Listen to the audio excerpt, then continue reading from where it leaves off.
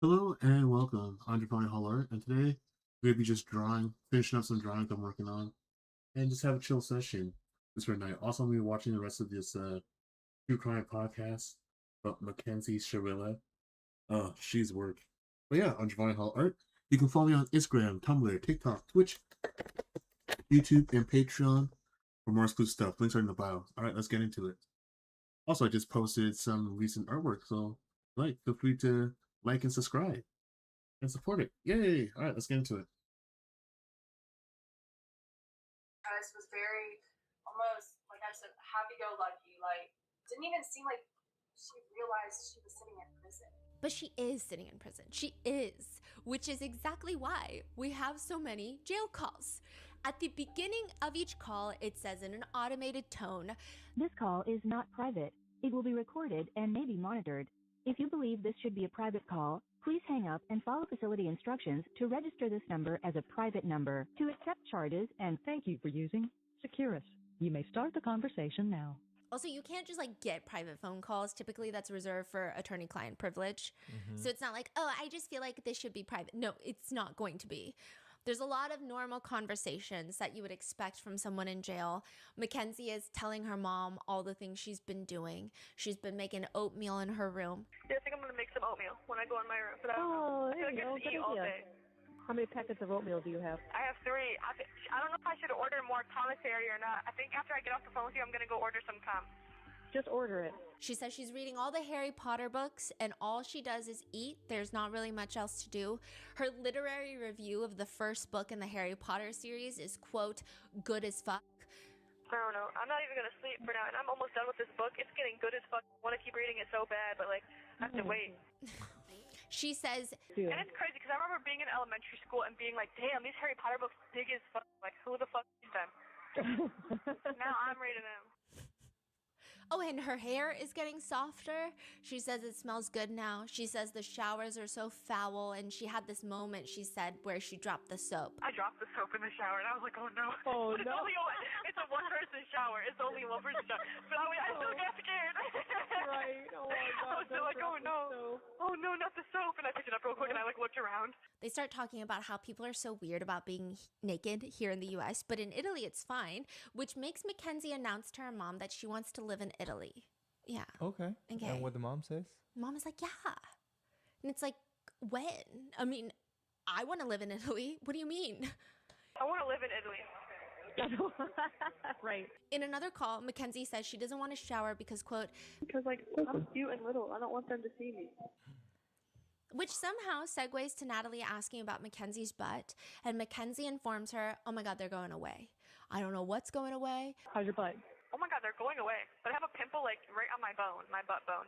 So just lots of very casual conversations. In another call, she's talking about how long her hair is getting. She says, My hair is so long, I could braid it if I wanted to. You should braid it. this is Natalie's tone for everything. Oh yeah, you should braid it. Oh yeah, you should eat. Oh, that's good. Yeah, you should braid it. I'm not talking about my hair on my head. Oh. I'm talking about my legs. And my coochie and my armpits, actually. But I'm Yeah. mainly talking about my legs. Right. And it's so What weird. is going I mean, on? even if that is what's happening, I just can't imagine telling my mom Yeah. that my hair down there is getting so long I could braid it. It's an That's odd crazy. conversation. In another call, she mentions how she's scared to shower because Yeah, this is really orange is the new black. I'm the prettiest person here. I feel bad even saying that, but there is a lot of moments, however, in these calls where it just feels like Mackenzie and Natalie, and a lot of these conversations, most of them are with Natalie, it feels like they're out of touch with reality and they can't grasp what the reality of their situation is. There's one moment where Mackenzie and her mom are talking about a friend of Mackenzie's, and Mackenzie says, oh my God, why would she go to jail again? What is wrong with her? She's bad as fuck, badass little kid.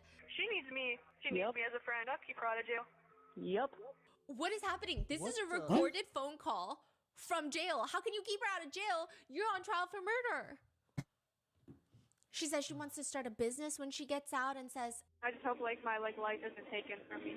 she also talks about how someone in jail is allergic to lash glue just like her, and she found this hack of using wig glue, and Mackenzie is like, when I get out and I go home and I do my own lashes, I'm going to use wig glue. When I get home, I'm gonna do my Oh, interesting. own eyelashes and use wig glue. She has a lot of hopes of getting out. She says to a friend, yeah, when I go home, I think I'm gonna get a job. Which, like, ooh, okay. Probably should. Okay. Yeah, I want to be like either a social media manager, or I'm gonna be like a life coach, or I'm gonna keep going to school to be a nutritionist, and like I want to help people eat healthy.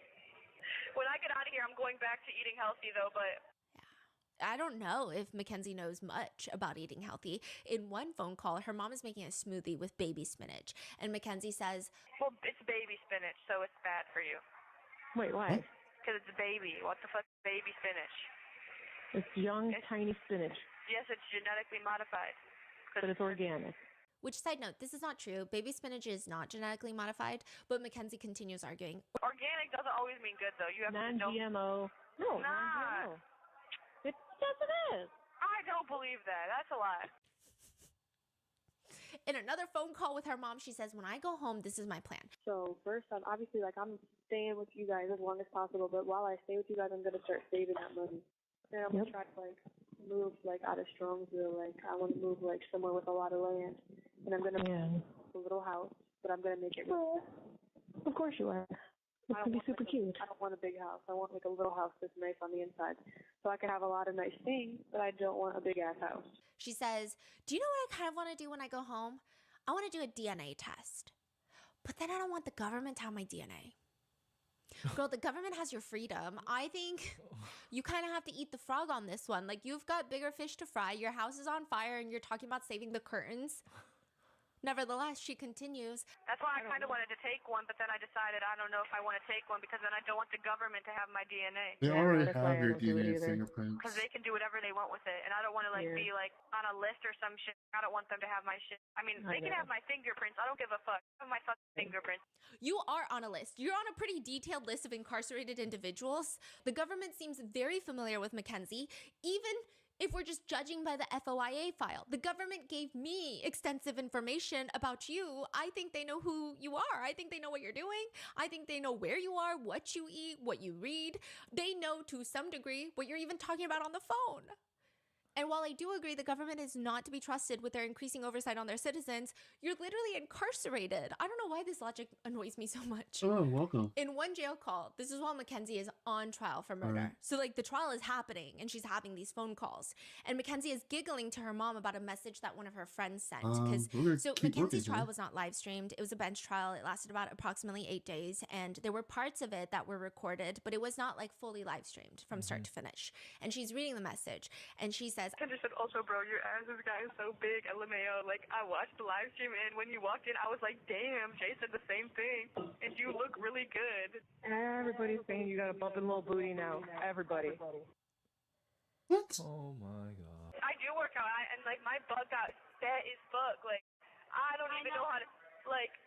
I can't even tell you. Like everyone always tell me my butt fat as fuck, and like my butt was cute and little before, but now it's fat and cute. in another conversation, Natalie mentions there's going to be a podcast about this case tonight on somebody's, thing. Kenzie, it's insane. What do you mean? It's gonna be on what? Somebody's going to be talking about it on their podcast. Everybody's just looking for their 5 minutes of fame. How many likes can they get? I think that's why this is so popular because It's like it's a mystery, but it's not. It is. It's, you know what I mean? Natalie keeps encouraging Mackenzie, write your book. Start writing your book. You start writing your book, okay?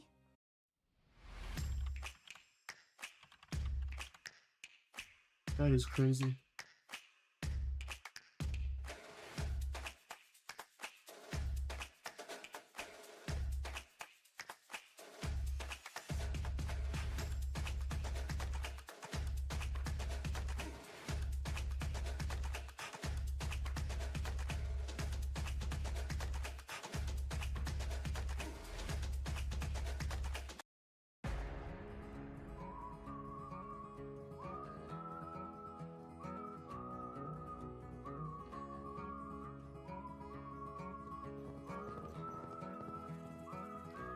Ain't scared, then come outside. The West get wicked and wild. Got dust all in my eyes. Peyote out of my mind. I've seen the other side. That shit you Write your book. Start writing your book. You hear what I'm saying? In that same exact conversation, Mackenzie asks her mom, how do you spell eventually? And her mom stops halfway. She's like, E-V-E. And then she's like, hold on, I got to type it out. Maybe neither of them should ever write books. Maybe they should read a book first.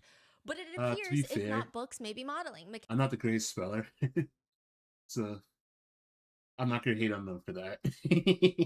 Everything else, I will hate on her for that. Sure. You know, for everything else. Mackenzie says, I have this feeling that something's going to happen with all these people reaching out. So she's getting a lot of weird guys reaching out and producers reaching out. Producers probably trying to get her for a documentary. And then guys probably lying, saying they're producers just to get in contact with her. But there are a lot of people who reach out to inmates that they deem pretty. Creepy guys. But she is like, this must mean something. Like, you remember that one guy who got arrested for murder and he became like a model because he was just like, everyone was like loving his mugshot? So she thinks Oh my something's gonna God. happen. This And girl's so Natalie is like, yeah, oh. and these men, you know, these people are paying money to talk to you because you have to buy stamps to send letters. And Mackenzie says, as they should. What is happening? Yeah. But Natalie, yeah, no, I was losing my mind. There were so many times he was like, are you okay, babe? The mom and the Yeah. Mackenzie both are kikiing over. Yes, hypothetical imaginary scenarios that will never happen. And they're kikiing over it. And it's Yeah. like, And then giving the context of what's going on. This is not real. For the mom to say, no, these men are paying money to talk to you. What? yeah. Natalie keeps encouraging Mackenzie to write her book because, quote, Start writing your book. So nobody can like twist or use things, your feelings that you say in a weird way to fit their growth narrative kind of thing. That's in another crazy. call, Mackenzie is ranting. Yes, that shit is just irritating as fuck. Like, they're acting like I killed like 85 people. Like, I didn't kill nobody. And while all this is happening, Natalie encourages her, save the world. While you're there, go to school, right? Do what you got to do. You know, maybe you should go into freaking law school and fix the system. Because what the fuck is this? I don't want to do math and stuff like that, though. I don't think that that's involved with doing I justice. would, but like, I don't know if I want to like take the time to do it because it's like a lot of work. But you have time, right? And you are an amazing arguer. You know what I mean? Because you're based on facts, and you tell people what it is, and you don't stop. People need that. Think of how you defend people that have been wronged, Kenzie. They need you. But one particular No jail one call that needs has her. been going viral is of Natalie telling Mackenzie, Kenzie, it's on the Today Show. What? Girl, I'm telling you, the they're about to get ready fuck? for the biggest plot twist of the century, right? What? What Nope. did they say about me? No, it's not on the TV. It's just online, and they're just reposting the story. But that's okay. That's okay, right? That's all right. Plot twist it, right? Write That's your book. crazy. Start writing your book. You hear what I'm Is saying? that my goat? Yes, it is. that she is not guilty. He's one of or my whatever, new favorite right? characters for sure. Yeah. So wait, it's all over the world now. The He- Today Show's like national news. He gets to go into Okay, I gotta tell you categories one more with thing. What? Tifa from Final It was Fantasy published and in Chun-Li. England. I love the fact that they did a crossover with her What? in Street Fighter. It's world news. I think Yeah, the Daily you're always Mail one of my just favorite new publishes characters. it in all their publications, but yeah, the UK. Wait, It's the on mom the- is so excited right now? Yeah. Like, so excited. Yeah. Mackenzie's case is international news. Yeah. And she's so excited. They're giggling. They're like, wow, Yeah. we are famous. Yeah. It's on the Daily Mail. In UK. Maybe Kim Kardashian will reach out herself. That's what I'm saying. I'm hoping. We're getting there. I was going to do this anyway, so this is great. And they could just reach out to us. Mm-hmm. Mackenzie then relays this information to a friend. Okay, she's relaying the good news. My mom was like, well, maybe Kim Kardashian's seen. And I was like, I hope. Yeah, maybe Kim will now that it's like all over. I was like, I mean, that's the only thing that might be good about the whole media thing. Maybe Kim will see it. So this is an Oh my undated God. jail call, but These I people are have so an inkling weird. it feels like it could be around the I really Netflix think time. she's gonna become famous Because they do talk after about killing this people. being in the Case, news during the case. trial and very early Or on just in like your this case. page. And Mackenzie was Welcome, very welcome. stressed. Feel free to like and follow. She didn't like it being on the news. And then with Natalie even saying like, this Join is what the I was going to do live anyway, stream. and maybe Kim Kardashian will reach out. It seems like with Netflix, their whole intention was like, we're going to get some sort of appeal. We're going to get people riled up for injustice. Like, I think that's how they saw it themselves. I don't know for sure, but that's the feeling that I get. And so maybe they think the news, the attention is great because now people will finally see the injustice and, oh my gosh, the crime of putting her in jail, prison. Interesting. Yeah. And so the friend says, I mean, that's the only thing that might be good about the whole media thing. Maybe Kim will see it. So it doesn't sound like it was around the same time frame as the trial when they are talking about these media calls and they don't like it. So but I don't know. It's undated, That's right? crazy. But So Mackenzie, why yes. why are they so excited that Kim's gonna see it? Because Kim likes to fight for people who were wrongly convicted. Like she'll fight for people who are on death row I see. that You're saying that Kim's gonna repost this and say free Mackenzie. Yeah, and it'll start a little movement and there will be like a change.org and then maybe she will get out, right? I don't know. You have to figure out because I'm real nervous and I want Kim Kardashian to be my lawyer. I wish I was Kim Kardashian passed the baby bar. Which I don't think is true at all. I don't think she passed the baby bar yet. She has been trying to pass the baby bar. The baby bar is notoriously hard to pass, right? But she's a lawyer. Also, I thought she didn't pass. I don't think she did. Oh, Yeah. okay. I know she's failed a few times, which is not like shading or shaming someone because the baby bar is that hard. Yeah. Right. But she also has like a completely other career that she's very busy with. So I don't know. Right. But I don't think she's a lawyer yet. Yeah. She's a lawyer. Yeah, she bro. gets innocent people out of jail. And I do want to clarify, I do think that Kim Kardashian advocating for people who are on death row that are innocent of their crimes is probably one of the best things that she's ever done. So this is not me saying like, oh, she's not a lawyer yet. Like it's actually very difficult to pass the baby bar. But I'm just saying factually, I don't think it's correct. Anyway, the friend is like, She does all the time. Kim works hard. She is. Miss Kimberly, we're going to have her get you out. And I will tell her I buy all her skins and I only wear skins. My God. That's what happens when having the right tools people are makes so all the delusional. difference when you're starting your own business. Don't know where to start? Start with Shopify. Oh, boy. Shopify's design and launch tools allow anyone to open a storefront that reflects their business while also remaining user-friendly. You can build a stunning website fast with Shopify's templates and AI tools, no coding required. And if questions come up along the way, Shopify has this built-in AI assistant Sidekick, ready to help you build, troubleshoot, and keep moving.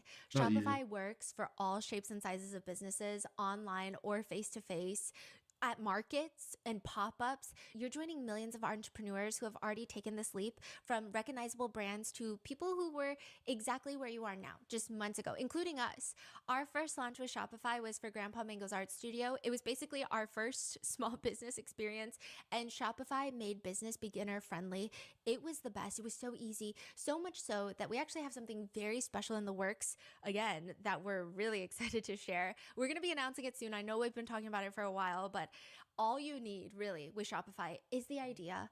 Shopify handles the rest. If you're serious about hearing your first ka-ching, start your free trial at shopify.com/rotten today. You heard that right. Start your free trial today at shopify.com/rotten. That's shopify.com/rotten.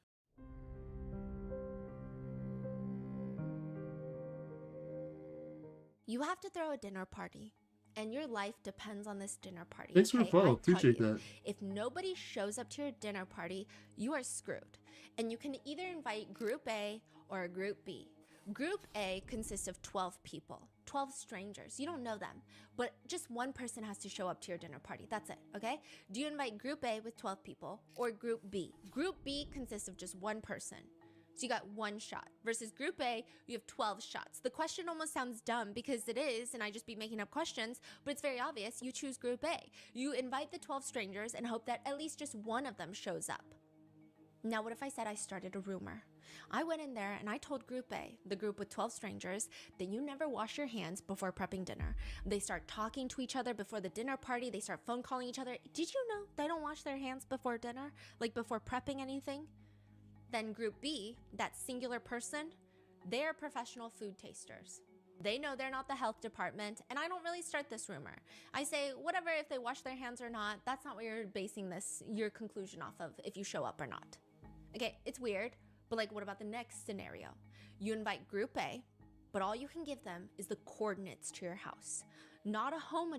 You got your 5 minutes of fame? It doesn't Okay, feel like accounting thank you, software because bye. it isn't. It's a lot easier to use.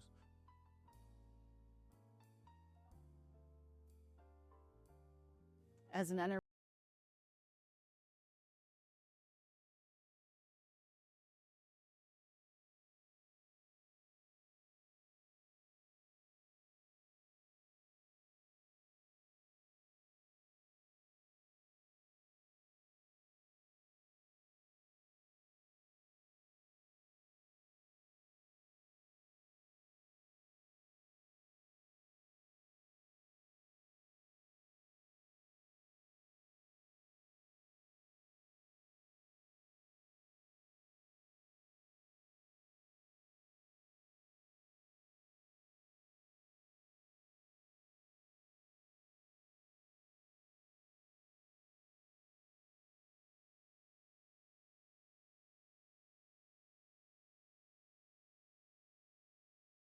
collectibles experience just leveled up. After years of building, testing, iterating, and most importantly, listening to our incredible community, we're proud to introduce Level Rewards, Thanks for like, a Z's. brand new Appreciate system that. designed to reward every moment you spend collecting with Boxed. I'll be right back This so you get update some brings water. free daily rewards boxes, meaningful box and battle streaks, level progression with tons of rewards, and retroactive rewards for the Boxed Be right back. community. Let's break it down. We're officially saying goodbye to the daily rewards wheel. In its place is something far more rewarding. We've allocated double the gem value into level rewards compared to the old rewards wheel, meaning more opportunities, better rewards, and greater upside for all collectors. Earn XP for doing what you already love, whether that be opening boxes, competing in battles, or using vending machines. The more you engage, the faster you level up. Simple as that. Level up and get rewarded with gems, keys, shards, profile cosmetics, and more surprises along the way. Whether you're a Pokemon trainer, a One Piece player, or a baseball card collector, there's always something waiting for you at the next level. And there's more. Everyone who joined before April 23rd will receive retroactive rewards ready to claim immediately. Your rewards will be based on your boxed collecting activity to date. It gets even better. You can unlock daily reward boxes. That's right, we're talking opening free boxes every single day. As you progress through level rewards, you'll unlock additional daily boxes, allowing you to open up to 10 free boxes each day. Speaking of days, every consecutive day you open a box or participate in a battle builds your streak, increasing your daily reward box bonus over time. This means better odds, bigger hits, more excitement every single day. Boosts. Accelerate your climb with XP Boosts, a powerful new consumable to level up faster and make every moment count. With Boosts, you can temporarily increase the amount of XP you earn from your activity across Boxed. Boxed subscribers receive an XP boost on every eligible action, meaning faster progression, quicker unlocks, and more rewards over time. That bonus applies whenever you spend gems on boxes, battles, or vending machines. The new level reward system delivers a much wider variety of prizes, deeper progression, and more meaningful incentives. This isn't just another feature, it's a complete evolution of how you collect. Available now. Address the coordinates. I mean, you still have 12 chances that one person's going to show up, right? One person is going to go through the hassle of decoding the coordinates. Some might plug them in wrong, but at least like maybe one will show up. You don't know. But then I tell you, Group B, you know, that one person is a coordinate expert. It's as easy as them to show up to the coordinates as if you wrote the house address with the house number and the street name. They know how to read it easily. Who do you invite? This is like a very overcomplicated way of describing jury and bench trials, okay? A bench trial being, instead of the jury deciding your fate, it's one judge. And there's really only two reasons that people will choose that, and it's like the examples that I just gave. So especially in criminal cases, they like a jury trial. The mentality is, you have to flip one. That's why there's lawyers who specialize in voir dire, just picking a jury. They come in just for picking the jury and then they leave. They're not trial lawyers. And you got to flip them hard. You can't just flip them and say like, oh, now I have a little bit of doubt. Like they have to be able to stand their ground and say, no, like I have enough reasonable doubt. But you have technically 12 chances at reasonable doubt versus with a judge, you have one shot. And a judge is a professional hearer of excuses. They have heard every excuse and every argument in the book. It makes sense to opt for the jury. But from my very limited research, it seems like there's two reasons why people would opt for a bench trial if they have the option. So the first option is a very rare situation of science. This case is overly technical. There's extensive data. The whole narrative is data-based. There's no emotionally compelling narrative. All the facts, the arguments are rooted in complex scientific data. It would be worth considering. Now, this is also like a double-edged sword. Sometimes the confusing data, you want to go for a jury trial. Confuse them. Yeah, confuse them and make them believe it's reasonable doubt, but it's not. It's just they don't understand the data because we're all lay people. We're not specializing in this. Yeah. Right? But if your innocence is in the data, maybe you do opt for a judge because they're technically above average in the smarty pants department. They may be able to decipher the truth in the science a bit better than 12 jurors who don't have much experience in it. So science, right? The second common reason is the defense is not a factual argument. So like the science is like the coordinates. But the second one is more like the washing the hands argument. The defense is not a factual argument or an emotional argument or a compelling narrative argument, the argument the defense is making is legal. So for example, a man is charged with possession of a firearm by a felon. Everyone agrees he has a criminal history. That's fact. He has this object in his backpack that looks like a gun. And it is a gun, but the gun's firing mechanism was permanently removed years ago, and the statute in this jurisdiction defines firearm as something capable of expelling a projectile. So the defense is, sure he had it, sure he's a felon, sure is, but it's not a firearm. By the letter of the law, it's not a firearm. A judge may be more inclined to see this legal argument versus a jury might argue, does it really matter? It's a gun-shaped object. He had it in his possession. He couldn't have been wanting to do anything good with that. Basically a case of, I'm not arguing about what happened, I'm arguing about what the law means. Or another reason is like the facts are just revolting, and maybe the defendant is also revolting, but the law is on their side. So a hypothetical could be, and this is from Reddit, like someone says, I'll give you a completely hypothetical as an example, right? Let's pretend you represent someone who is found with 100 terabytes of CSAM, and you realize there is an argument that under the case law, the person didn't actually disseminate or create any of it. And you've got yourself in this weird gray area situation. You're probably gonna have a better chance convincing a judge to find in that manner. If a jury gets a hold of it, they're gonna convict you as soon as the state proves your client was in possession. That's it. The facts are revolting, but maybe the law is on your side. The legal case is, you know, maybe a little weak on the prosecutors. A judge can hold a line for beyond a reasonable doubt where jurors would be so disgusted. Beyond reasonable doubt line would be overridden by their disgust. They're like, I don't care about the law. He had it. Like, that's all that matters to me. Fascinating. Okay. Mackenzie Shirilla chooses to have a bench trial where one single judge will decide her fate. It has been argued that maybe she chose a bench trial because the defense was going to argue that the black box data from the car is not enough to judge whether or not Mackenzie had intent, and that maybe it was going to be rooted in the data, because that's the intent part they could argue. Whereas maybe jurors would see the black box data, it's not like emotionally compelling. They'd rather see the text messages, Instagram posts, and what she did after as more evidence. Another argument could be made that the facts are revolting. Her messages with Dom, her behavior before and after the crash, her smoking and driving posts, it's revolting, but maybe the defense believed it still does not prove intent legally. So maybe it's a legal argument of like, yes, she's kind of like not a good person, but like legally, is this intent? However, I do think it should be noted, I think the outcome of the trial was the right outcome. Not that my opinion matters, but I tend to agree with the verdict. I also think the choice on Mackenzie's part to have a bench trial was kind of odd. I don't know if that was the best choice. I've listened also to a ton of lawyers be puzzled at the choice, but it really doesn't matter. Just because you choose the wrong choice doesn't mean there's injustice done to you, nor does it mean the outcome should be different. It's just more so like, why did you do that? It's very interesting when you consider the fact that the defense did not bring in a medical expert to testify about POTS and the potential that Mackenzie suffered a POTS-related episode. They only brought in her mom to testify to the judge, which a defendant's mother's assertions are probably held very low on the scale of credibility, but it's interesting that they didn't bring in a medical expert. It makes you wonder whether A, it was such a you're bad back. Yes, I'm defense. back. B, there's Also, no I medical posted expert that would be willing to the testify new in the way that the defense video would consider for Kit. helpful, and they would So get take a look and eviscerated check it in the out. I like them. cross-examination by the prosecutors.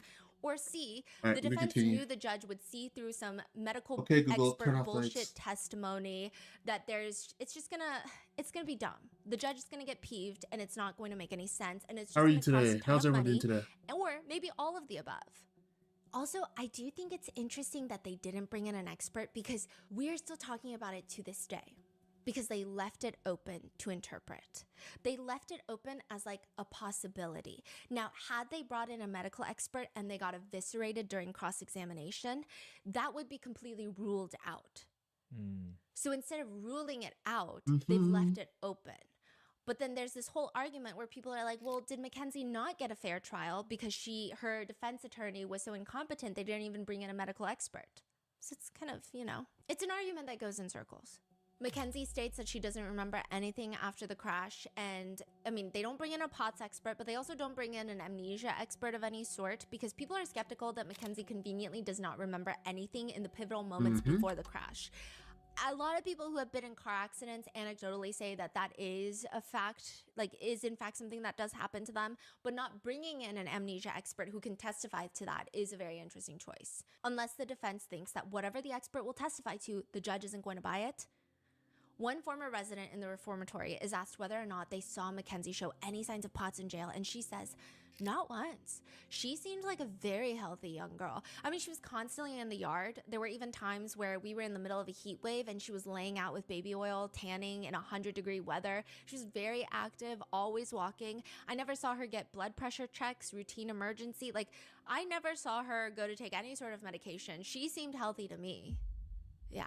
Interesting. And we went through like 31,000 pages of text messages between Mackenzie and Dom. And it seems like most of her very strong health concerns came from, it does appear that she had a strong ED and she lost her period at some point. And like, there's a lot of conversation where Dom is encouraging her to eat and like trying to get her to eat. So I think that they don't really ever talk about POTS, ever. But like maybe they chose the bench trial because they were going to argue the legal technicality that yes, this happened. The crash was clearly done by Mackenzie, but legally it's not intent because she was passed out or for whatever reason. If the bench trial was chosen for the fact that the black box information is so technical that a lay person would not be able to decipher it, which I don't necessarily agree with that. But if that were the case, it still confuses me. The defense didn't provide compelling arguments on how that's the case. I think even Karen Reed's black box data was more hotly debated than this case. So I'm just a bit confused on the purpose of the bench trial. Or was it chosen because they just thought Mackenzie is just so unlikable that only a judge could put aside her actions before and after the crash and rule solely on what she's charged with? I have no clue. One Redditor theorizes, if the prosecution is able to even get a few of those social media posts of hers admitted, then as a lawyer, I would push for a bench trial. She came across horribly, and whether instructed to do so or not, I could absolutely see jurors seeing her relentless self-adulation, performative indifference, rules don't apply to me, I get what I want attitude, and say to themselves, yeah, that seems like the type of girl who would and could do what she did, or what the prosecutors say she did. Right. Like another viral case is Michelle Carter. Do you guys remember her? She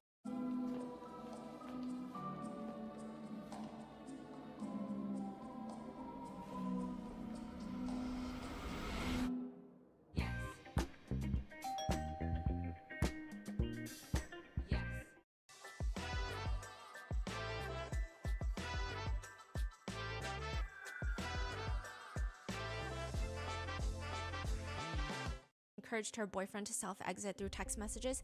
She famously opted for a bench trial because her behavior... Oh, she was found guilty.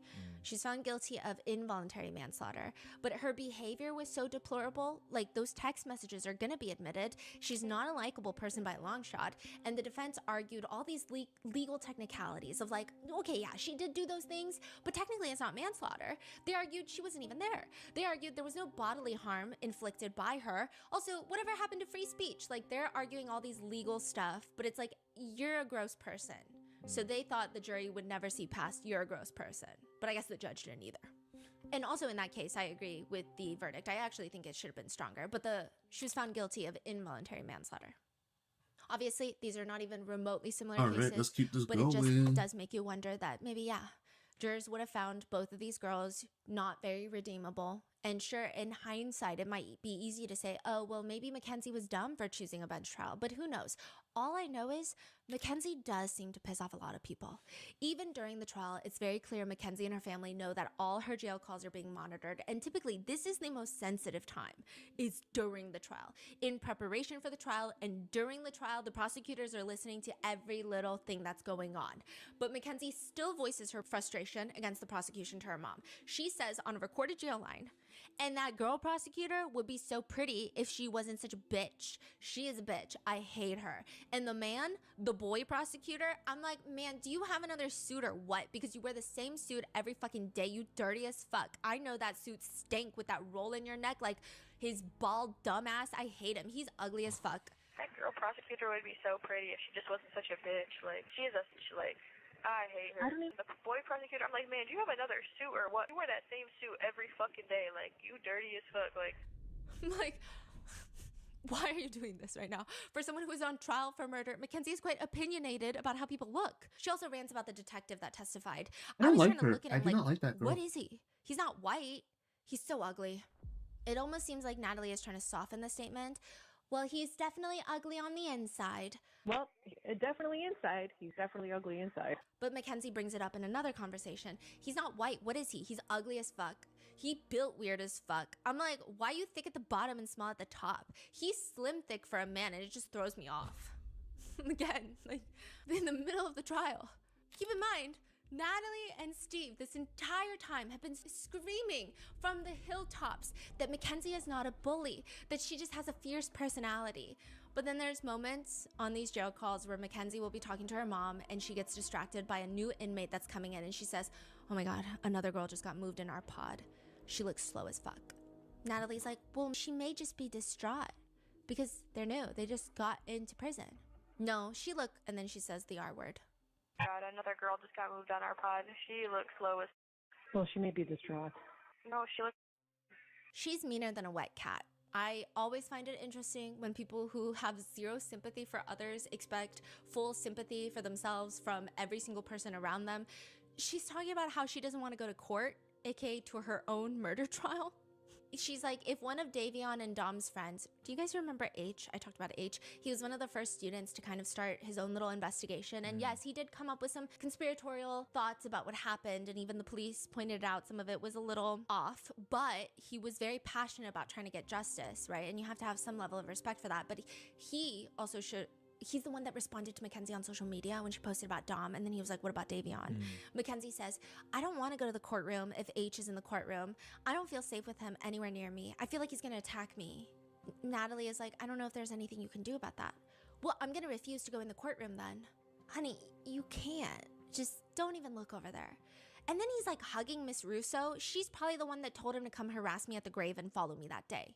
And then he's like hugging Miss Russo, like, she's probably the one that told him to like come harass me at the grave and like follow me that day. Like, there is zero proof of that, by the way. And it's just kind of weird. You're the one on trial for killing 2 people. I don't know if there are that many people that are scarier than you in the town of Strongsville. And I do get that there is some nuance to who is in the room during a murder trial. The defendant usually wants to have family and friends to show up to show the jury, or the judge in this case, that they have support, that not everybody has turned on them, so it must mean that there is a shot at redemption, right? Mackenzie asks Natalie if Rosie and Bubba can come to the courtroom, which Natalie responds, Mackenzie, I'm not talking about anything on the phone. I already told you. If they can or can't. Why? try to get as many people to come to my court as possible. So the people that can. Some people have to work, and if they can't get out of work, then they can't come. Mackenzie is upset that Rosie has not shown up to court a single time to support her, and her mom Natalie has to explain to her over the course of one too many jail calls that, quote, Rosie cannot show up to court because she's on the defense witness list. And if the defense were to ever call her, they cannot, because she's been there for other parts of the trial, and if there is a sequestration order in place, which there most likely is, judging based off the jail calls, right, then Rosie can't come to court. Which, side note, remember Rosie was like, I was willing to testify, but I was never called? I think that applied both ways. I'm assuming the prosecution never called her because she's on the defense witness list, and most likely it would not help the prosecutor's case. Like, she would just be such a risky witness that would provide probably no value to the prosecutors. But it is interesting that it was phrased as more so like, oh, if the prosecutors called me, I would have come, right? But there is a little bit more to the story. Anyway, the whole thing just does not feel right to Mackenzie. She's not having it. Good old Mackenzie, sharp as a marble. She still doesn't like that Rosie hasn't shown up to court. And on top of that, there's this developing issue where Rosie is friends with people who don't like Mackenzie. And this is like really bothering Mackenzie. I deduced this from the fact that Mackenzie brings it up across multiple different jail calls with her mom when they could be talking about literally anything else. One call starts off normally, with Mackenzie talking about how she couldn't sleep well the night before because, quote, somebody's fucking arguing loud as fuck at 4 a.m. and I couldn't go back to sleep, but then I got anxiety because, oh, I forgot to tell you. So Rosie's hanging out with, like, Natalie interrupts her. No, I know. No, that's all fixed. I told her not to say anything because it's not confirmed and it's 100% not true. She unfriended them and everything. I don't believe that. I do. Because how are you going to post that shit about me? Like, Rosie's hanging out with, like... No, I know. No, that's all fixed. I told her not to say anything because it's not confirmed, and it's 100% not true. She unfriended them and everything. I don't believe that. I do. Because how are you going to post that shit about, like, me? So she's saying that Rosie is hanging out with this girl named Sammy, and Sammy has been posting negatively about Mackenzie online, and Mackenzie is upset that Rosie is hanging out with someone like Sammy. How's she knowing all of this? Because another friend will call her and tattle. The other friend that I believe is the other one in the documentary. Like don't she you is have... too involved Yeah. over what? And I also think it's weird that Natalie's so involved. Natalie is like, how do you know she's with Sammy every day? Because every time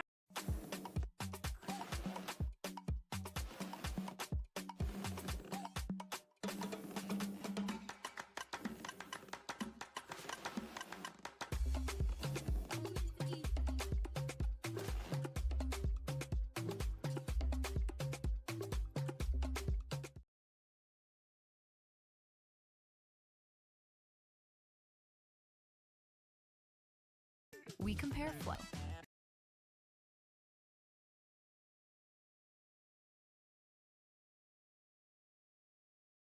I would call Rosie when I would be, at free phone call day, she would be with Sammy. And if Sammy's gonna post that weird ass shit about me and Rosie's cool with her, I'm not gonna be cool with her.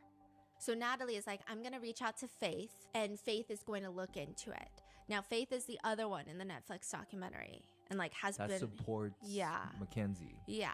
And so Natalie's like, Faith's checking into what that was. I don't think they're together anymore. Like, I don't think they're hanging out anymore. Well, Faith told me that they hang out every single day, and I believe Faith because I want to be told stuff like that. She doesn't know that, though. I don't know if she knows that or not. She talked to Rosie last night, so let's just wait to see what she says. But that's weird as fuck. What the fuck? Right. How come I don't have this issue with any of the other people who just, like, support me? So, like, that's just weird as fuck. Like, what the fuck? Like, Right. Yeah. like, how come I don't have this issue with any of my other people who just, like, support me? I don't know if it's an issue, though, sweetie. It's clearly an issue. I mean, she clearly took down all the pictures of me off her Instagram with her, and that's weird as fuck. And then she won't put free Kenzie and shit. Like, that's weird. And now she's hanging out with someone who wants to be like, yup, when they find me guilty of murder. Like, that's just wait till you talk to Faith. And I will literally block Rosie's contact on here. I don't know why. I just get weird ass vibes from her. I know, and that's because she means a lot to you. What? She means a lot to you. No, that's not. Faith and Jada and Kendra mean a lot to me too, and I don't get those vibes from them, so that's not why. That's definitely not why. Mackenzie gets a little upset at her mom saying, but why didn't you tell me is the crazy thing? I don't like that. How would I know? We're just saving here. Natalie tells her that she just needs to talk to Faith first before talking to Rosie and not spread unnecessary anxiety or whatever unless she's sure about it. But Mackenzie is still ranting about Sammy, saying, so weird. Imagine posting my face and shit just for clout and shit. Mackenzie's simplicity is enviable. Later in the call, Mackenzie brings it up again, asking, so what did Rosie say to you about this shit? Mackenzie, she loves you to death. And don't forget, she was, business. Where? That doesn't mean anything. She loves you. I think she feels like she's got weird vibes. I said that to her before. She was like, no, please tell her I love her so much, and like the summer is unbearable without her. I think about her every day. But that's all she says every single time. Like, it's like. But that's all she says every single time. Like, that is so weird to me. I'm just weirded out. I just feel like, why did you delete everything off Instagram about me? Then ask her, Ken. Why are you hanging out with people that are weird as fuck? Ask her. Just be like, I heard you were hanging out with people that are glad I'm in here. Is that true? I don't even want to call her, though, and waste my time. I don't even want to call her, though, and waste my time with her. Like, don't accuse. I'm accusing the fuck out of her. I don't give a fuck. Like, I'm already told, like, my people wouldn't lie. That's not true, though. Talk to Faith first, what the conversation was, and then ask her. I'm just weirded out by her, like. I don't know, I'm just weirded out by her. But nobody likes being accused of things they didn't do, right? If you can't post my face and be like, free her, if you can't post and be like, free Kenzie, she's fucking innocent. Like, this is crazy shit. Like, Risk backing up, saving the file. That's weird. She was there. She did all that. She did not post free me. And if my friend was in fucking jail, I'd post them every fucking day being like, free them. Okay, but she did post on your birthday, remember? I didn't see anybody else do that except for Rosie and Nina. Like, So just pause and ask her, are you hanging out with Sammy? I heard she's glad I'm in here. Are you still hanging out with her? Don't accuse. Ask. And she posted on your birthday. There's just weird shit going on. I don't know. Just keep being strong. Keep the faith. And you have to trust in your friends, okay? There's just weird shit going on. I don't know. Just be strong, keep the faith, and you have to trust in your friend. It appears they figure out what the problem is, but Mackenzie is still confused why Rosie never shows up to court to support her, to which again, Natalie reminds her, because we didn't know she was going to be a witness, remember? We didn't know, so she couldn't have been there. You can't sit in there if you're a witness. In another call, Natalie reassures Mackenzie about Rosie, and Natalie says that she went through all of Rosie's pages, which is just like weird behavior for her mom, and saw that she's not following Sammy. What are you doing? Tell your child to get a grip. Why are you stalking college kids on Instagram to see who they're following?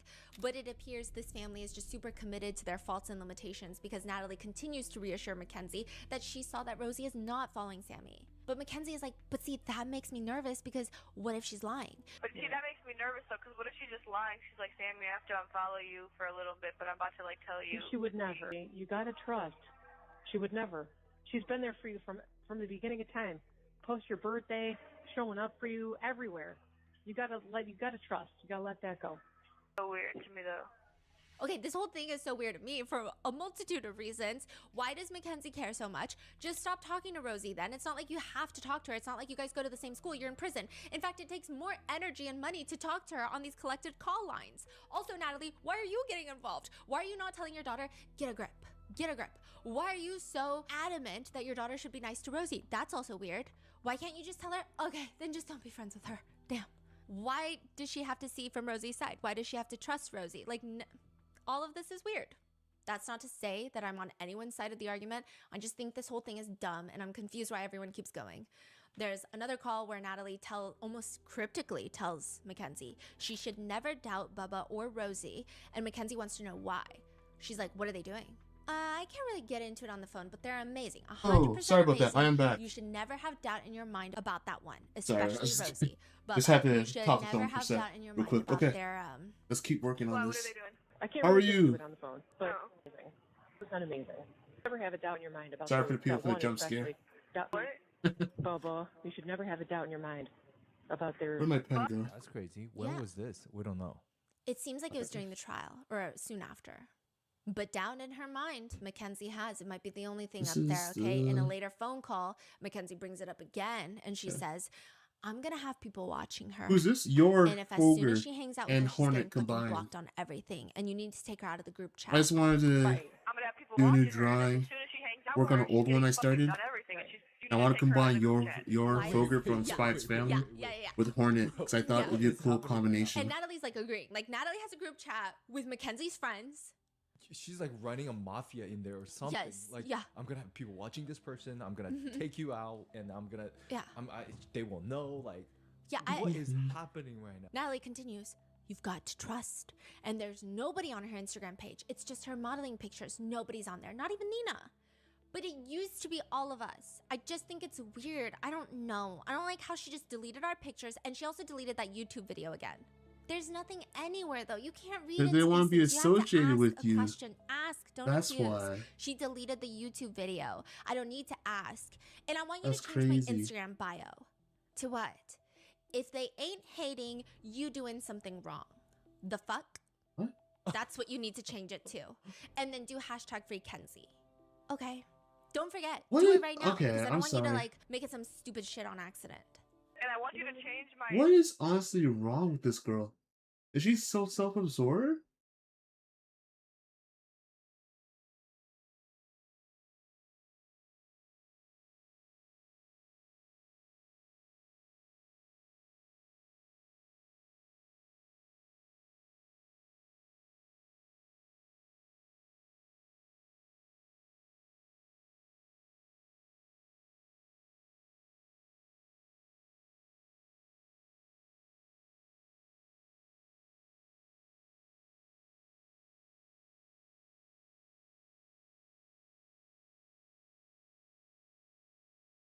Okay, I'm sorry. This girl's weird.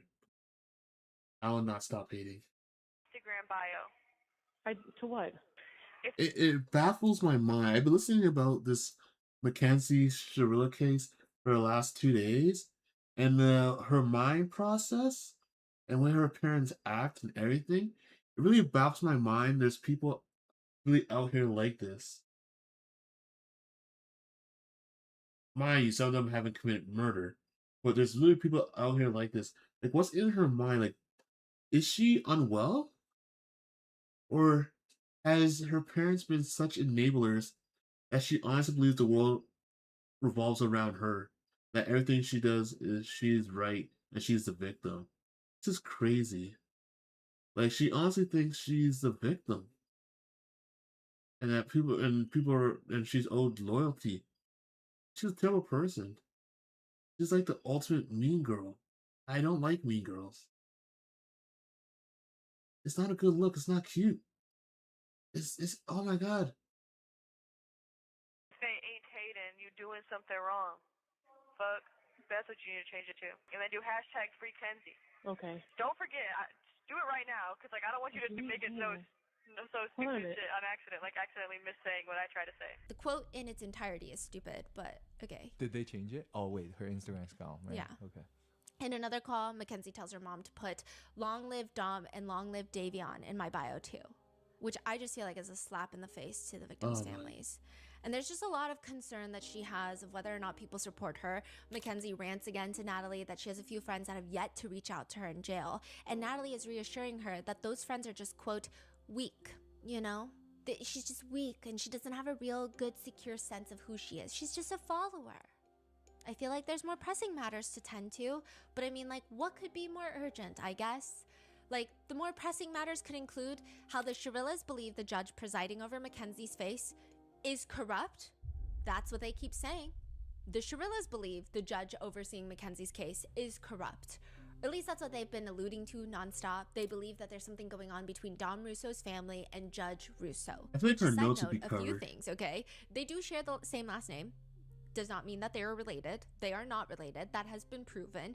And another thing, Christine Russo, Dom's mother, did in fact work for the DA's office, but that again doesn't necessarily mean anything. It's not like she's currently working for the DA's office, and there's nothing to prove any sort of nefarious connection that would have impacted the trial. The main things I keep hearing from the Shirillas is that the investigators didn't hand over some interviews during discovery, which allegedly has Dom's mom and brother talking about Mackenzie's medical condition, POTS. Which I did hear in one interview. Dom's mom says that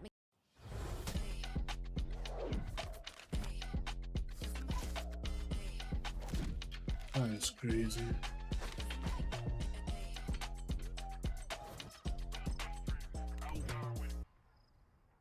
Hello everyone, welcome to Mining Now. I'm your host Jared Downey, and today we have two companies joining forces to come back on the show together in a very unique setup. Hello, two great welcome. companies. We have Imperial Oil and Finning joining us. And returning, we have Annette Lefsrud from Finning, VP of Sustainability and Leadership Development. You were on, we were talking about it was almost 3 years ago. Yeah, it in was. a remote interview. We were looking at it. We actually haven't met in person, so good to meet you. Nice to meet you. And then Scott Maloney, VP Downstream at Imperial. Yes, great to meet you, Jared. You got swapped out. I did. Yeah.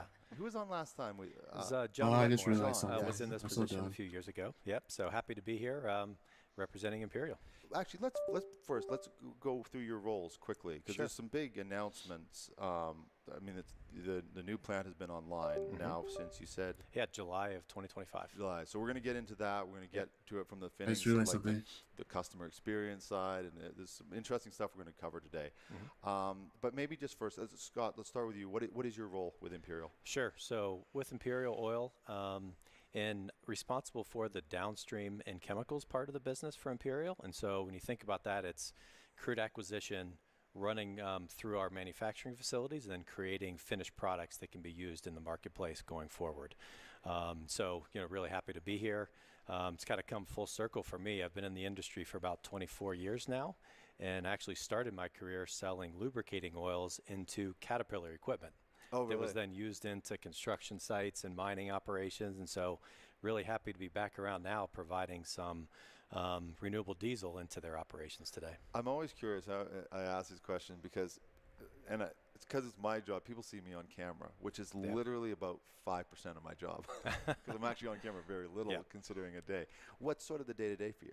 Yeah, sure. It's not doing podcasts every day. No? You might get hooked after this.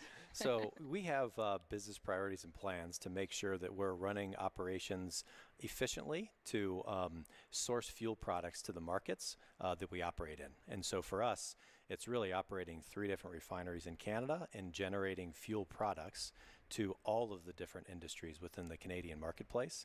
And so really important to get fuel to where it needs. Mackenzie started bringing it up after the crash, and she felt like it was trying to plant seeds. But let's say this is true. Maybe they're sitting there and being like, oh yeah, I saw her faint all the time. I saw her pass out all the time, right? Like, just for hypotheticals, let's say that's true.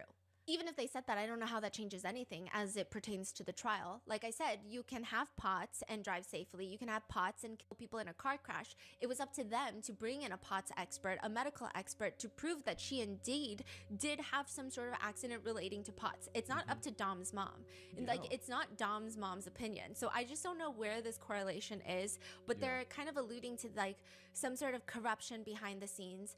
Aside from that, I do think that if they really did not receive certain key things in discovery that were necessary to their defense, that would be a big problem. Like, there are strict laws for discovery, and that just doesn't seem to be the basis of their appeal, or at least not the main one. And it's just not something that they bring up all the time. It's just in interviews. I would imagine that's a huge thing.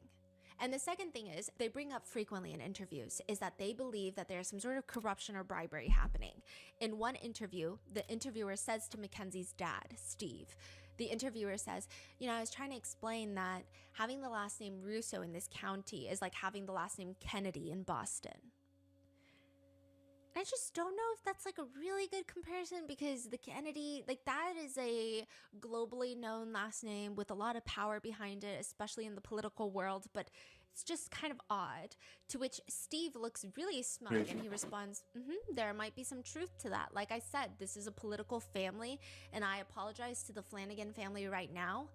If it was just Davion in that car, she wouldn't be in jail. It would have never left the juvenile court. This has to do with the boy's last name and the judge saying, well, I don't have a blood relationship. Look, I'm not saying she has a blood relationship. I'm saying she has a relationship with the Russo family, and he, you know, even saying that in court, if you're going to believe like she doesn't have a relationship, you're fooling yourself. I'm not saying it's directly with Christine Russo, but, you know, down the road here, but it's with somebody. Christine Russo was part of the prosecutor's office at one point, and I believe she's friends with Tim Troop. I think they were in the office together. And I apologize to the Flanagan family right now. If it was just Davion in the car, she wouldn't be in jail. It would have never left the juvenile court. This has to do with the boy's last name. No, you guys are just terrible parents. And the judge saying, well, I don't have a blood relationship. Look, I'm not saying she has got a blood relationship. I'm saying she has relationships with the Russo family, and her even saying that in court, if you're going to believe she doesn't have a relationship, you're fooling yourself. Steve is asked, why do you think they went so hard against her? There's the part where maybe I'll get myself into trouble. Let's try to avoid. I think there's some collusion going on. I think it's a fix. I think it's a favor. The last name Russo in this town. I understand that lots of conspiratorial things do end up being true. And I think at face value, the criminal justice system in America has a lot of deep flaws, but the way they make it seem like she is a scientist curing cancer and we got to take her down, like it's kind of this weird energy. Before the conviction, Mackenzie is talking to her mom about how she feels about this whole thing, and she says, I understand that I'm gonna have to do some time. I obviously would rather not. I feel like I shouldn't do any, but that's how it's gonna, you know, this is the situation. That is what will make the families happy. But murder, that's just horrible. Natalie agrees. Nope. So we're just going to go fight, a guns a-blazing. Mackenzie tells her, I'm so for real. Contact who I told you to contact, like that famous person. Like, I obviously would rather not. I feel like I shouldn't do any, but that's how this has to be in this situation. That's what will make the families happy. But murder, like, no, hell like no. That's just horrible. And that's what I mean. So we're just going to go fight, and guns a-blazing. And I'm so for real. You contact who I told you to contact, like that famous person. I'm on. You can get a protest going and shit, like. I think she's talking about Kim Kardashian again. Oh, I know. I'm on it. She's so. Mackenzie oh my said they god. should organize some sort of event for her. But you can get like a protest going on and shit. Like, yeah, I'm dead ass serious. Like a whole ass protest. Natalie tells her they will keep fighting, but I hope it doesn't go that route because that would be ridiculous. Mackenzie says yes, and honestly, if the judge does that, I'm just gonna know that she has some weird ass shit going on, like bribery or something. That's all I can think of. I guess Mackenzie wants her mom to get someone famous, maybe Kim Kardashian, then organize some sort of protest in the off chance that the judge does find Mackenzie guilty of murder, which she thinks is unfathomable, unless there's some sort of corruption. And in another call, Mackenzie wonders, so clearly the judge just wants to speed this process up as fast as she can and get it out of her hand. And like, this is a very common thing. Judges do have a schedule. They do want speedy trials. right? So like this is nothing new. I wonder how much money she made from this. Wonder how much money she made from this. The judge? Yeah, that's what she says. They need to look for like deposits or some shit or cash, some weird shit. They probably gave her the cash that like Dom had. Kenzie, we're not talking about anything, remember? That's crazy. I don't even know what you're talking about, so just stop. They need to look for like deposits or some shit or cash. They probably gave her the cash that like Dom had. Kenzie, we're not talking about anything, remember? Don't. And again, I think her mom is just saving for the fact that this is a recorded line. In one call with a friend, Mackenzie is talking about how she's going to be on the news and the verdict is going to come out, which her friend says, and like her friends are crazy too. Why are they so obsessed with you? Why are they so obsessed with your? Oh, the like, whole you've friend gotten group in needs to be fucking thrown car out. accident. Like I've gotten in 3 of those. Like. Wait, you It's kill probably you just kill because, people? like my boyfriend's last name is like Russo, and like his family is just like trying to like do some weird shit. I don't know. They don't fuck with me no more. Again, like I did look into it, okay? And there are lots of people with the name Russo, and there are lots of people in politics or in the legal Yes, field there is with a lot the of people last name named Russo. Russo. But also, I can tell you one Russo right now. Joe Russo. Is that the one from Karate Kid? Cobra Kai? What's his name? Russo? LaRusso. Okay, that's a LaRusso. But still. This girl needs help. so there's lots of Koreans with the last name Lee. Are they related to Samsung? Probably not. Are they bribing people in court? Probably not. They're probably just a regular person with the same last name. She says, like, I would understand if they gave me like a normal charge, but like the charges that they gave me are like literally insane. They're trying to make it seem like something that it's not. It's not like I didn't do this on purpose. I got in a car accident. I'm a third victim.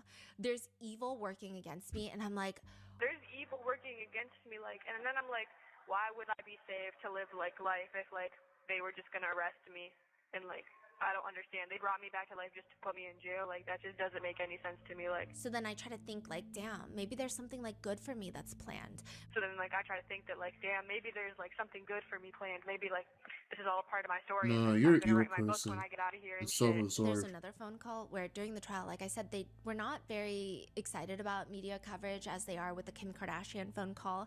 And Mackenzie is just ranting about like, why are people talking about me? And Natalie says, who knows? I mean, is the world that bored? Mackenzie says, Yeah, but why is it making like what's so like I don't even know. Who knows? That's what I mean. I mean, is the world that bored? There's nothing like important going on, like hunger or something like that. I know, exactly. which is also interesting. The whole, is the world really that bored is an interesting take because it feels like it's coming from the perspective of why is the world so focused on Mackenzie when that's not the case. The world is focused on Dom and Davion being killed, and it just happens to include Mackenzie purely because she's the one convicted, or at least on trial at this point, of killing them. It feels oddly self-centered. Natalie reassures her, but there's a lot of people that are like talking and they have your back in all the comment threads too, so like that's kind of nice. Another phone call between Mackenzie and Natalie. This is like soon after. Oh my gosh. Are involved in the most important breakthrough of our time. Cheers. Just gonna lower this here. We're in this together. How did these girls happen to me? The verdict is announced. The judge finds Mackenzie guilty, and Mackenzie says, I'm literally in shock. That was the last thing I expected to happen. This is probably the most emotional phone call. And she sounds like very distraught. This is just crazy. I don't understand how they could just be like, yeah, she wanted that to happen. No, like they're all zooming in on my face and shit, and then they're getting to like handcuffing me and shit. Mackenzie asks her mom, why would they keep me alive if they want me to be in jail? Yeah, this is just like don't even like I'm like literally in shock. Like that was like just the last thing I expected to happen. Same with me, baby. I'm flabbergasted, in total shock. That was just like crazy. Like, and it's like I don't understand how they could just be like, yeah, she wanted that to happen. Like, no, Oh my God. no, like. No. They're all like zooming in on my face and then like they get to like handcuff me. I'm gonna ask a like, question here. Exactly. Don't worry, I know. Doesn't mean I'm defending her at all. If this same situation happened and we didn't know about her personality and her behavior and how mean spirit she is and a mean girl, would you guys think that maybe something happened, like a freak accident, or maybe something bad happened? if we didn't have all this information about her being mean, abusive, and all this stuff, just being really nasty, very self-centered absorbed. Like, for example, if we took her personality out of this and just look at the facts or what we're looking at, would you guys think she might be innocent or something happened? It was actually an accident and so just manslaughter?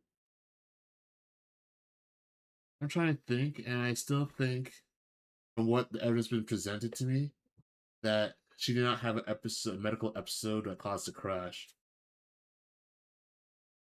So I think it'd be a more believable story was the most believable thing I can leave around.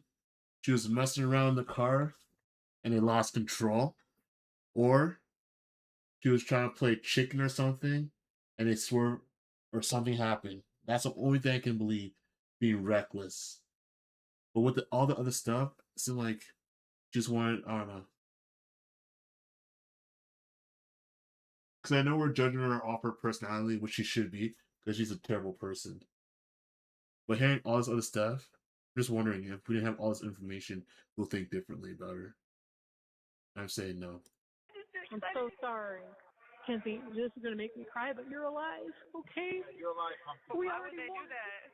Why would they keep me alive if they want me to be in jail? Because we don't know what your story is. Your story isn't done yet. It's just beginning. Your mom's Who knows terrible. what the future holds for you? Who knows what the reason is? But there's a reason. The okay? reason is to make an We just gotta example of get you through this being a journey. terrible Keep person. praying, baby.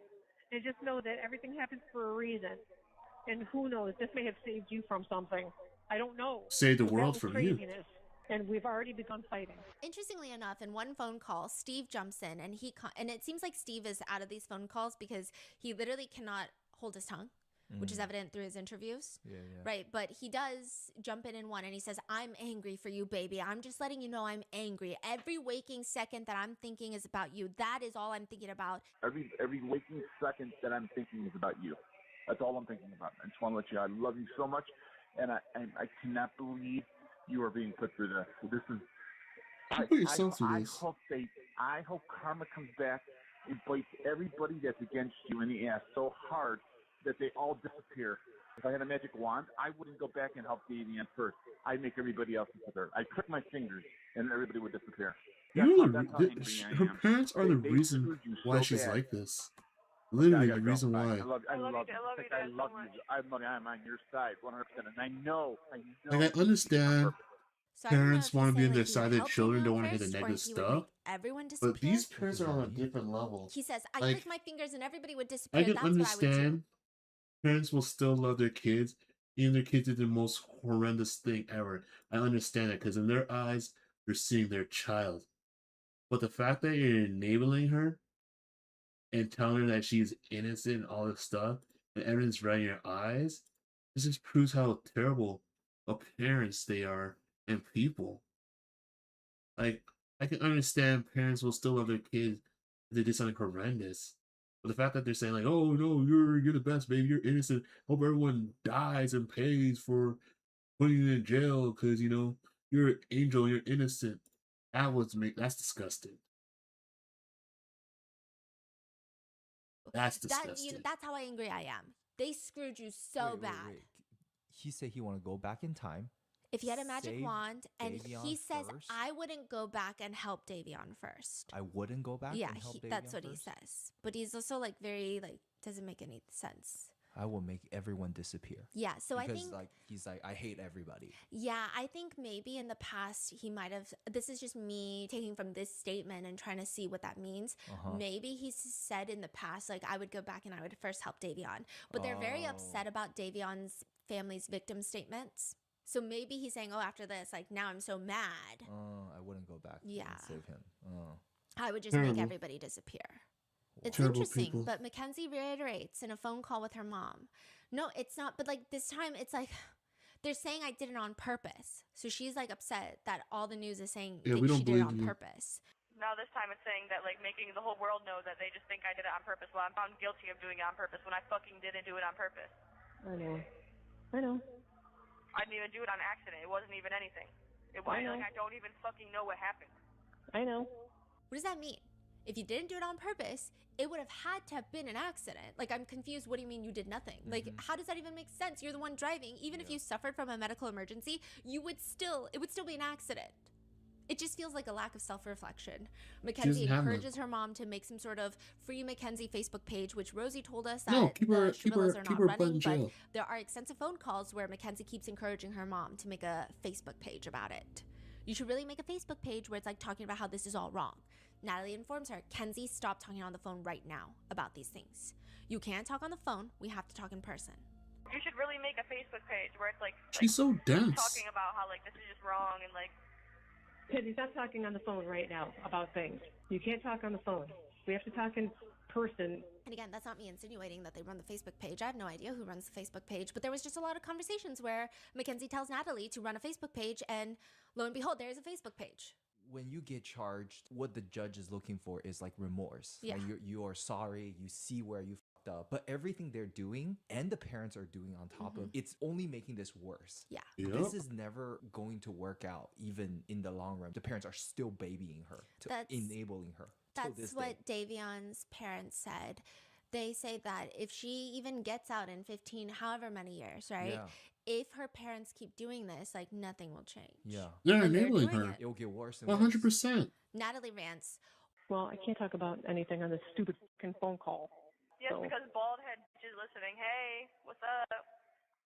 You dummy. Davion first joined the Flanagans when he was 8.5 years old. So Davion and his sisters were actually adopted by the Flanagan family. And the biggest thing that they remember is that he was just obsessed with football ever since he was a kid. Like, he never had the opportunity to be involved in organized sports, which, of course, Davion's mom, Mrs. Flanagan, is like, football? Like, out of all the sports, why football, right? She's worried about him, but she also just, like, wants him to experience what he wants to do. And Davion's dad says Davion saw a lot in those 8.5 years before he came to us. I believe he was, in fact, like 2 years of it was in county care, was he adopted? Which is really rough. He says he was exposed to a lot of things that no one should be exposed to at all, let alone a child. They say that, you know, he was even the team barber for the football coach and the football team. So he had his own equipment and he would always have them over, much to their detriment, they say, because there's hair all over the place all the time. And they think that senior year was really hard for Davion because he tore his ACL. It was third game of his senior season. He wanted to go to football, like scholarship. You see a young man, oh my god, I feel so bad for him. He loses the thing that he was so passionate about. He just wanted to wake up and help his friend. friend. There was a lot of discourse that I saw online. His life got ended. Especially with when your childhood, the first initial years of childhood are extremely rough psychologically. A lot of people encourage putting those children into sports.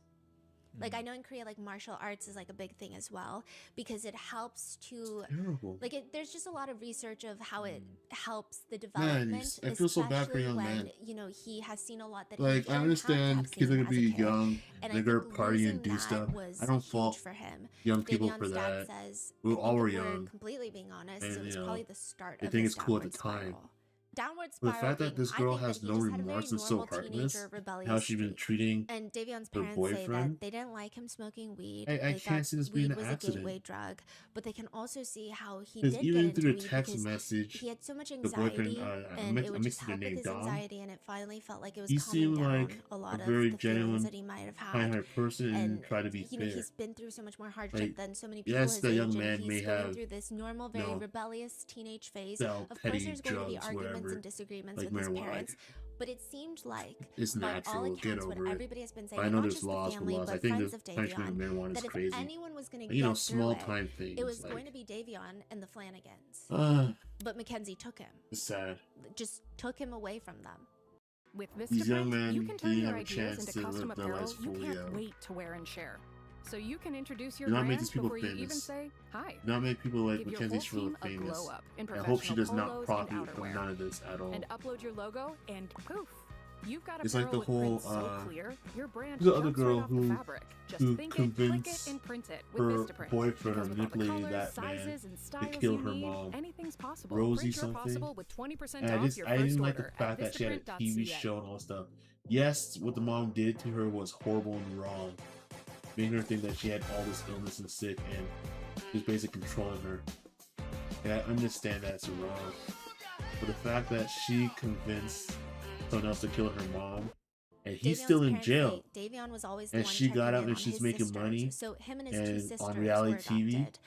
And Divine something Flanagan has been about that really does not sit vocal, right and with she's me. done a lot of insightful interviews where she talks about the process Does not that sit she right had to with go me. through with grief and mourning, and probably is definitely still going through. But she says, you know, there was a DM that she received from Mackenzie, and this is like August 5th of 2022. Does This is not like sit a right few with days me. after the crash. Mackenzie writes, Then again, he this did is make his after choice, but killing I heard Davion, he her had brother. mental issues. Hey, you So don't need to answer me. I I wouldn't guess he expect wasn't. She took advantage of him too. She definitely took advantage. I'm not saying he shouldn't be punished for his action, but he definitely took advantage and used the ploy of sex and all that stuff against him. I'm not saying it's right, but still taking advantage. That's not right. I don't. It doesn't sit right with me. Gypsy Rose. That's what it is. Gypsy Rose. Yeah. Does not sit right with me. But yeah, this is my Yor and Hornet combination, because I thought they have similar tools, because Yor has like those two giant white things that look like knits, like needles for knitting, and Silk Song Hornet has that weapon there, so I thought combine them be cool. I'm gonna give Yor Silk Song sword or needle. Kind of cool. That's the idea for this drawing. I'm just I just working an wanna old drawing I had. Yeah. say I'm sorry for everything. I love you and Davion. He was like a brother to me. I hope you're all getting as positive, calm energy because your family deserves it, and I'm praying for you guys. What is that message after killing someone's brother? Davion's mom tells the judge, I want to share a small part of what we lost July 31st, 2022. My son Davion is and always will be so much more than cargo. He was precious. He was an amazing soul with a heart of gold. He gave to the world what he wanted most in his life, which was love. The kind of love that would rescue a friend in the middle of the night, no questions asked. The kind that would protect others and honor them. He made friends easily with his infectious smile. He was gifted an athlete. My son did not have a clique of friends, but instead he was a friend of all. Davion made sure that everyone that crossed his path knew that he truly saw them, that he valued them, and that they were worth his time. And typically, I mean, this sounds like something that a lot of mothers would say about their children, but after going through this massive FOIA request on this file, things are not edited to look beneficial to anyone, even the victims. I mean, this really is like a spot-on description of Davion. He had friends like everywhere, and all of them are coming to the police trying to ask, like, how can we help? Here's what we found. Like, we're investigating. People are going out of their way to express how much of an impact that he had on them, and I don't think they were doing that intentionally. I think it was just like they couldn't help it because they're going through that grief. Davion's mom continues, Davion was adopted with his sisters from foster care. They're biological siblings. We were honored to be chosen to, or to have, you know, been chosen Shout out to be to the their people. parents. They're forever family, and I'm Shout out to the people, the generally good people that adopt kids from foster homes or orphanages, who are not just doing it to get advantage for money and stuff and use them for extra money and government assistance. Shout out to the actual people that adopt and care about these kids that get overlooked and left behind. Shout out to those people. Like honestly, people that adopt, especially foster kids, I know when people usually want to adopt, they usually want babies because they can it's easier to raise and to teach them your values and all that stuff.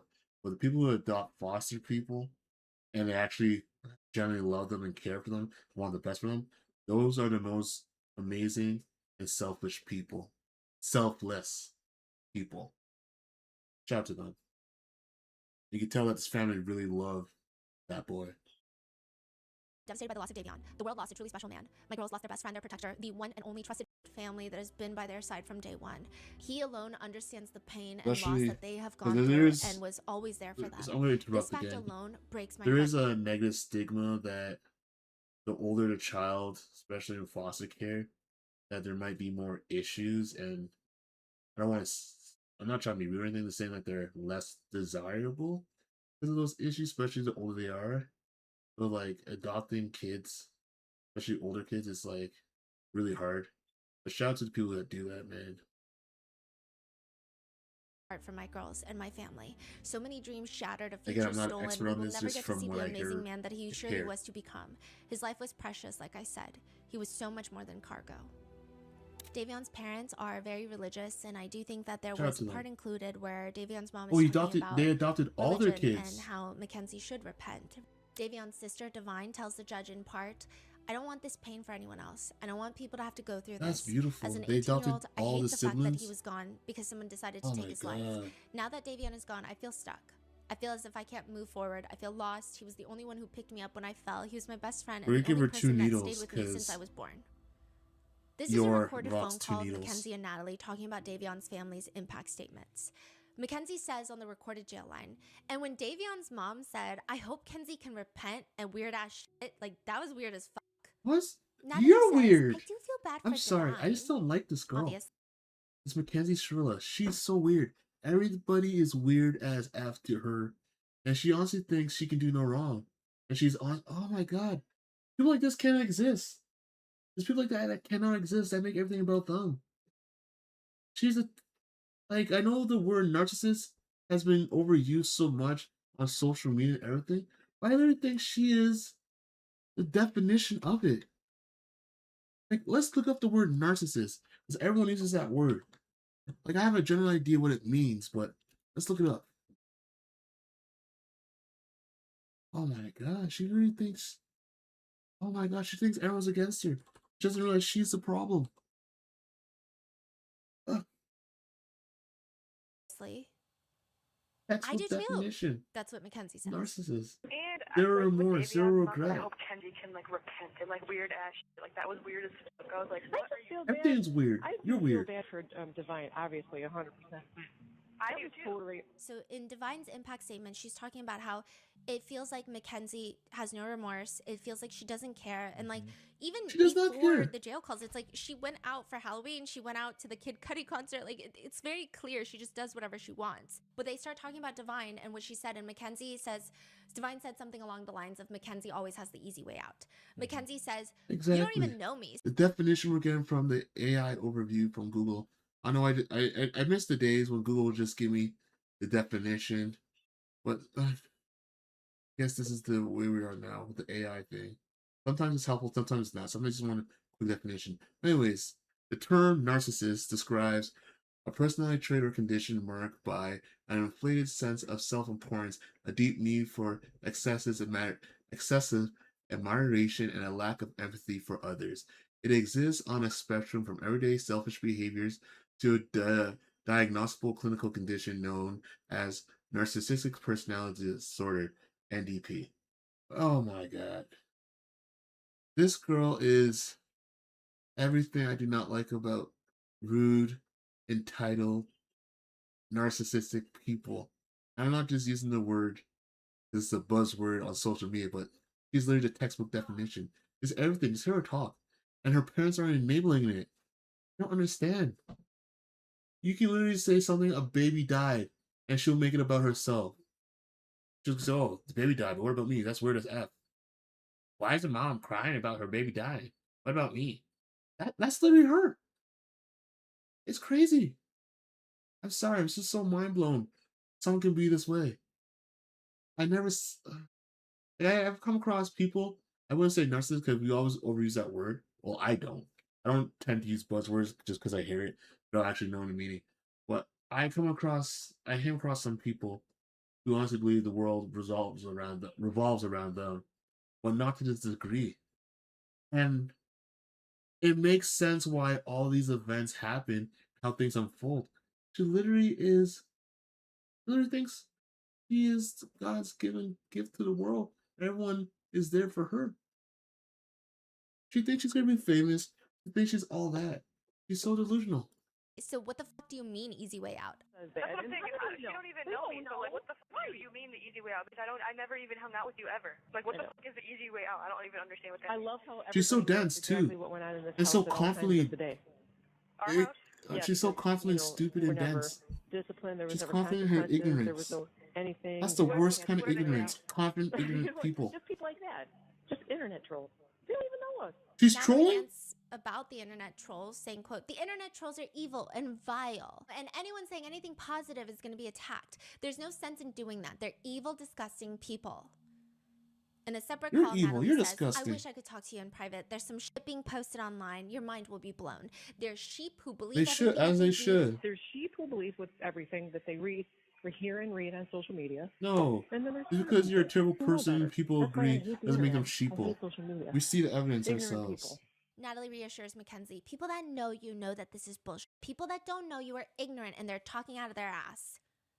Christine Russo gives her impact statement to the judge, Oh my and she God. says, "No one wanted this to be a murder. No one wanted to punish Mackenzie Shirilla for this accident, but this was not a car accident. The evidence and science prove that Mackenzie Shirilla murdered my son, Dominic, as well as Davion. We all know what happened in that car that day. What we don't know is why.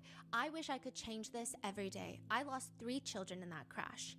Not a minute goes by each day that I don't think about my son as well as Davion. My heart is forever broken. The cries heard from the Shirilla family and friends after the verdict are nothing more than a lack of remorse. Mackenzie Shirilla had a choice. Dom and Davion did not." Mackenzie That's is in the fact. back of the courtroom, and she's shaking her head while crying. "We're all left here to mourn. Dude, Mackenzie is going to cry. prison because you did this. Make an Be example out of thankful her. that you're still alive and have So a future, honestly, whatever that may be. I know people Dom don't and like to hear Davion were this, robbed of their futures." but some people like that, Mackenzie Shirley, need to be put away. May she never come out. I don't care. Like, oh, she's young. She may say, no. At a certain point, that one's unfixable. Keep her away. I don't care if they want to put her in a low security prison or whatever, but she cannot come out. Keep her away. Keep her away. She hasn't learned. There is no saving this one. You can't save them all. There's no saving this one. Because the fact that she's going around acting like it's high school and prison and thinks she's a superstar and she's gonna become famous and all this stuff. I want this girl to be crushed when she gets her first chance to appeal. I want it to crush her soul and make her open her eyes and realize that you're not coming out, especially with not changed behavior. Like, maybe, like, I don't know. I think she needs more time. I don't think she should come out in 15 years. Maybe if she truly learns from her mistake, I do think people can change. But I'm not saying we should have mercy. I'm not saying that, give her, like, the world and everything. But if she truly does change, maybe after she serves her sentence, like the 30 years or whatever, maybe she can come out if she truly changed and actually made progress to that to be a better person. I'm not saying she should have an easy life and everything, but I don't think she's not getting with the program. And her parents too. Because their parents are enabling this behavior. And this is the thing I always tell people. I don't always tell people, but what I see.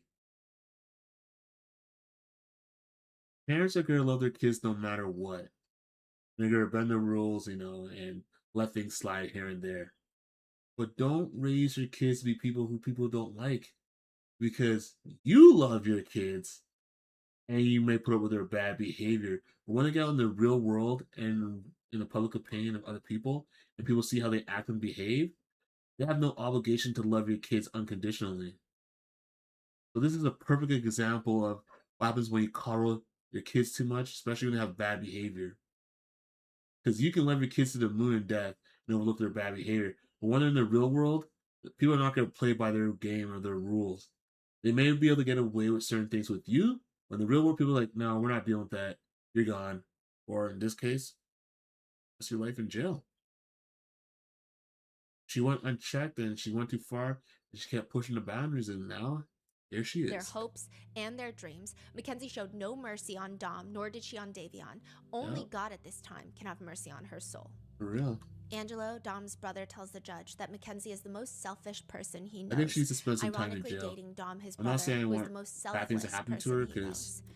You know, I Mackenzie don't think it's Shirilla good to murdered wish Dom evil on and people, Davion but in some cold people blood and had already moved on. Kenzie killed Dom over the they thought of need losing to him, and they she need made to Davion suffer. collateral damage. When I mean She suffer, was they need to driving, do the going to time. concerts, dressing up for Halloween. No thoughts of the No feelings remorse. and lives Look that at she her. destroyed. Thought she got off scot-free. Mackenzie rants in a jail call. I understand Davion's mom. Like, I know how they think because they don't know me. But it's like what Mrs. Russo and Angelo said, that was just crazy. Oh my gosh, Kenzie, look, don't you think on it 1 second. Her mother is the reason why she's It's just like this. It wasn't even like, I understand like Davion's mom, like kind of how they think, because they don't know me. But it's like what Miss Russo and Angelo said. That was just like crazy. Oh my gosh, Kenzie, look, don't you think on it 1 second. Listen to the mother. Oh my god, I my can't God, stand her. I hate No, her mom. throw the mother in there. Mackenzie She needs to go to points jail out the too. real And things the that are dad. of importance now. I'm worried about my stuff. Oh because my that's how God. they feel about me. They definitely fucked up my stuff. Because remember, He's worried she has about her stuff in stuff? Dom's house? Why is Angelo such a fucking liar? What the fuck? Kenzie, they're just evil people, That's what baby. she's worried I'm about? sorry. Don't think on it. Do not think on it anymore. Stop. I need you to stop, Oh my okay? God. No, I Move changed my forward. mind. You hear, Mama? Keep her in there forever. We didn't bring up I my hope she has a stuff at Dom's mare house. pill I never didn't be get my cold. stuff. I'm worried May about my she stuff. always have That's how something in they her feel about me. eye. They definitely She's fucked up my terrible. stuff. Like, why is Angelo such a fucking liar? Like, what the fuck? Like, Kenzie, they're just evil people, baby. I'm sorry. They're Don't just think evil on it. people. Do not think on it anymore. Stop. I need you to stop. Okay? Move forward. You hear, Mama? In another phone call, Kenzie keeps asking her parents, you need to get my stuff from Dom's house before they burn it or some shit. What are you going to do with the stuff you're in prison? In another call, Natalie feels like someone is finally on her side about something, and she says, oh, speaking of that, somebody was online saying how, there was no parental supervision with you and stuff. This was a party house, and I just let people have all kinds of parties here and everything. And finally, the neighbor across the street, she was like, you guys don't know what you're talking about. They're a wonderful family. They're very nice, and I live across the street. There were never parties over there. I don't know what you guys are talking about. Don't believe everything you hear. Yeah, well, all those people are just talking out of their ass. But are they? Natalie Shirilla also pleads with the judge in court before sentencing. And she's like wearing a tank top. It's the craziest thing. Like everyone, everyone, like people. This is Hobby. Okay. One of Canada's The biggest whole and dressing up thing, I'm not going to fault him on it because I'm not saying it's right or anything. But I honestly think there's some people who never had to be in a professional setting and they just don't know better. I will say that. So the whole thing, like, oh, they chose to wear this because, they don't care to be disrespectful. I honestly think they never had to be in a sociable setting that required them to dress up or anything, and they don't know better.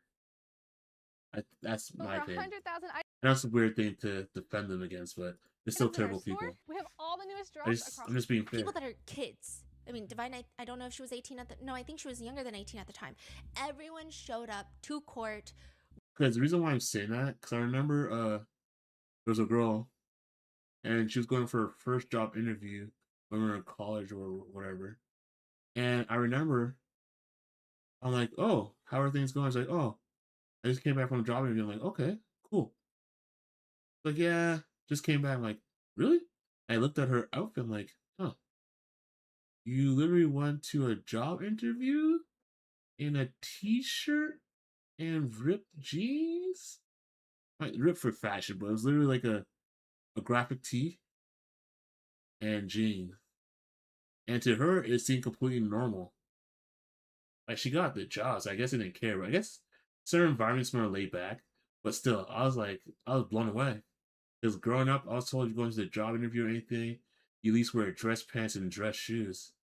It's like if you're going to a bank or something, and you're something important, you kind of wear less casual clothes and something more formal. Not saying you could wear a 3-piece suit or like a gown, but usually you wear like a dress shirt and dress pants, maybe some dress shoes, minimum. But hey, some people just don't know, and they never have to deal with that. With like the decorum. Is And that she got the job, so it doesn't Natalie's matter. wearing a tank top. I understand clothing can get expensive, but if you're ever going to borrow a blazer, go buy a blazer and then return it, like today is the day. Yeah, this is your daughter's. Life. Yeah. She says, my name is Natalie Shirilla. I just want to say, am I allowed to address them at all? And she kind of turns to Dom and Davion's families. I guess the judge gives her the okay. I just want to say to the families that I'm broken, sad, and lost, and my heart hurts for everyone, okay? She says, okay. I just want to say to the families that I'm broken, sad, and lost, and my heart hurts for everyone, okay? Davion was her new friend, and Dom was the love of her life, and he was part of our family, okay? I'm just so sorry that this happened, and we're heartbroken, okay? So it's almost like she's like, okay, check. Said sorry to them. Okay. Did you hear me? Okay. And I then, think she's Your Honor, nervous. Not this was a defending her, terrible, but tragic nightmare accident to have happened.